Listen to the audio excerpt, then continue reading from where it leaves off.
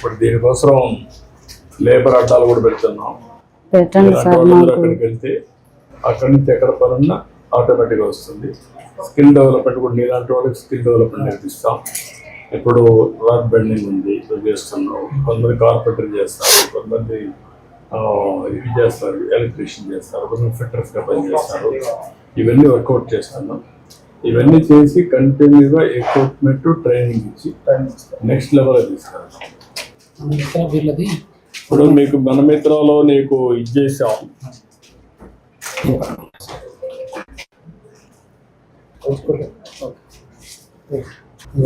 Status వచ్చేస్తుంది. ID card click చేసి download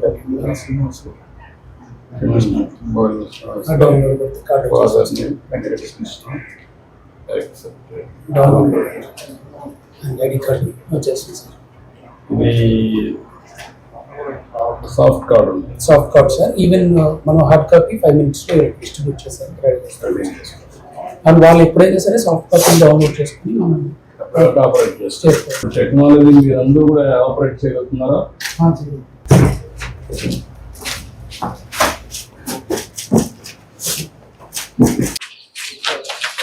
పని చేస్తాం. 30 చేస్తున్నా. ఇప్పుడు ఇంట్లో చేసుకుంటూనే ఎట్లా నీకు ఆదాయం తెచ్చుకుంటావు? స్క్వేర్ ఫీట్ కింద తీసుకొని కన్స్ట్రక్షన్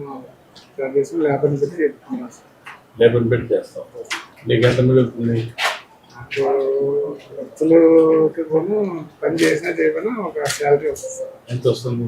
రోజులు 1000 రూపాయలు. ఎంత ఎవరు ఇస్తారా శాలరీ?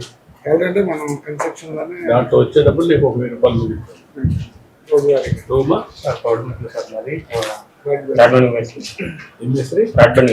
రాడ్ బెండింగ్ లేదు. నువ్వు ఎట్లా వస్తుంది నీకు ఆదాయం? కాంట్రాక్ట్ తీసుకుని మంచి పెట్టి. ఇప్పుడు మీ ఇద్దరు నువ్వు